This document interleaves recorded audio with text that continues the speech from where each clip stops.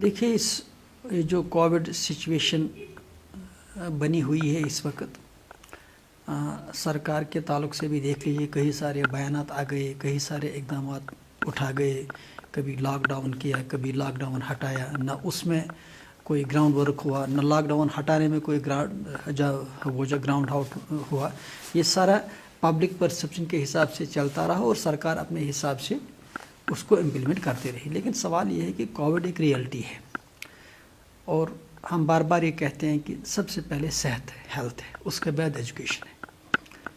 अगर कोई coaching centre, अगर कोई स्कूल, अगर कोई एजुकेशन इंस्टीट्यूशन इस वक्त खुला है या इस वक्त क्लासेस जो ले रहा है, जो अक्सर शिकायतें, जैसे आप कह रहे हैं कि अक्सर शिकायतें आ रही हैं, उस ताल्लुक से मैं सारे उन इदारों से यही गुजारिश करूँगा कि चूँकि हेल्थ बहुत ही इम्पॉर्टेंट है, जब तक ना गवर्नमेंट की तरफ से एक क्लियर का डायरेक्शन ना आए, जब तक ना सरकार बिल्कुल वाज़ह तौर पे ऑर्डर्स दे, तब तक हमें इन इदारों को नहीं खोलना चाहिए। उसकी वजह ये है, सरकार अगर बाकायदा तौर पे परमिशन देती है तो सीधी बात सरकार को ग्राउंड वर्क करना पड़ेगा, लॉजिस्टिक सपोर्ट देना पड़ेगा और उसके बाद इंश्योर करना पड़ेगा कि क्या SOPs लागू हो रही है।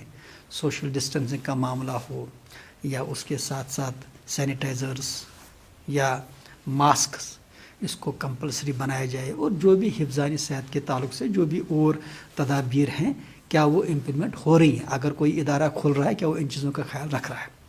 हम ये मानते हैं कि इस वक्त एक एमरजेंसी है, हेल्थ एमरजेंसी है, इसी तरह से इस वक्त एजुकेशनल एमरजेंसी है। बच्चे 1.5 साल से स्कूलों से दूर हैं, हम भी डेस्परेट हैं कि किसी तरह से बच्चों का ताल्लुक स्कूलों से जुड़ा रहे, एजुकेशन से जुड़ा रहे, नुकसान ना हो। हमारे पास एक ही ऑप्शन थी इन हालात में कि हम ऑनलाइन क्लासेस जारी रखें, लेकिन अफसोस कि 4G इंटरनेट पे अभी तक सरकार ने पाबंदी नहीं हटाई, बल्कि नोटा नोटी करके फिर 10-10, 15-15 दिन के बाद आप देखते हैं ऑर्डर्स आ रहे हैं कि एक्सटेंड हो रहा है। इस लो स्पीड इंटरनेट की वजह से हम अच्छी तरह से बच्चों को ऑनलाइन फैसिलिटीज़ नहीं दे पा रहे हैं। अगर 4G गवर्नमेंट अलाउ करती तो एक ऑप्शन हमारे पास थी। दूसरी बात उसके साथ हमने बार बार कहा कि इस एजुकेशन इमरजेंसी में सरकार को हर स्टेक होल्डर को ऑन बोर्ड लेना चाहिए, ग्राउंड वर्क अच्छी तरह से होना चाहिए, कुछ रिसर्च भी इस पर होनी चाहिए, ताकि किस तरह से हम तालीम के ताल्लुक से, बच्चों के करियर के ताल्लुक से क्या क्या अल्टरनेटिव्स, क्या क्या ऑप्शंस हम दे सकते हैं। उसके साथ ही हमें ये भी मानना पड़ेगा कि पिछले 1.5 सालों से स्कूल बंद हैं, स्कूल फाइनेंशियल क्रंच में है। हमारा जो स्टाफ है, हमारे जो टीचर्स हैं, हमारे जो खासकर ड्राइवर्स हैं, उनको तनख्वाहें नहीं मिल रही हैं। उनके घर कैसे चलेंगे, उनके बाल बच्चे क्या करेंगे। मैं इस वक्त भी इंटरव्यू देने से पहले 1 घंटा पहले मुझे कुछ टीचर्स फ़ोन कर रहे थे कि हमें 7 महीनों से सैलरी नहीं मिली। जब मैंने स्कूल वाले से पूछा, स्कूल इकॉनमी स्कूल है, उसने कहा कि मेरे पास पिछले 1.5 सालों से 20% से ज़्यादा फीस नहीं आई है। अब 20% फीस में वो क्या करेगा, रेंट है, दूसरे एक्सपेंसेस है, सैलरी हैं। तो इस तरह से एक पूरा कहते हैं ना कि पूरा निज़ाम जो डिसरप्ट हो चुका है।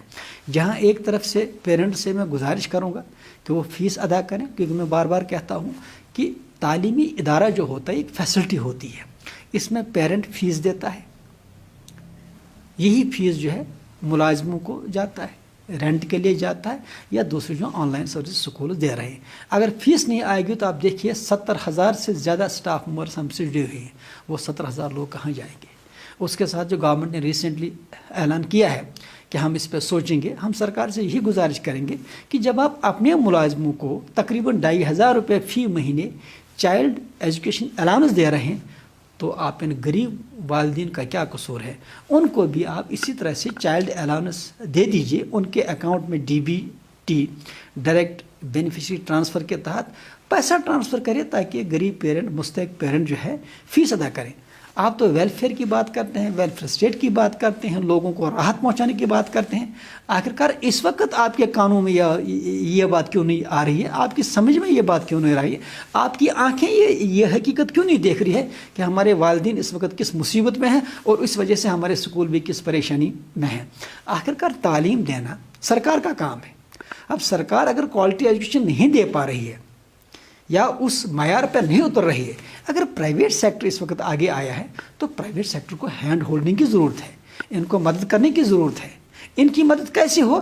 جب آپ مستحق جو پیرنٹس ہیں، غریب پیرنٹس ہیں، جب ان کی فیس سرکار ادا کرے، جس طرح سکم گورنمنٹ نے کیا، یا جس طرح آل اوور جو ہے انڈیا، آل اوور ورلڈ اس وقت ہو رہا ہے کہ سرکار کہیں نہ کہیں پہ اپنا یوگدان، اپنا جو ہے کوآپریشن دے رہی ہے. پتہ نہیں کشمیر کا باوا آدم ہی نرالا ہے. یہاں کیا وجہ ہے کہ یہاں پہ ان چیزوں کو ارباب اقدار کی آنکھیں نہیں دیکھ رہی ہیں. آپ کوئی دوش تو سرکار پہ نہیں دی؟ اس وقت ہر چیز چل رہی ہے، دکانیں کھلی، مارکیٹ کھلا، لیکن اس کے باوجود بھی فیس سکولوں کی نہیں آ رہی ہے، خاص کر سرکاری ملازمین. ابھی ریسنٹلی میرے پاس ایک سکول کے تعلق سے جو ہے ایک پیرنٹ نے شکایت کی. جب میں نے اس سے پوچھا، وہ سرکاری ملازم ہے، میں نے کہا ٹیوشن فیس کیوں نہیں دی؟ کہا وار صاحب میں ابھی ویٹ کر رہا ہوں. یہ دیکھیے ایسا بھی کردار ہے.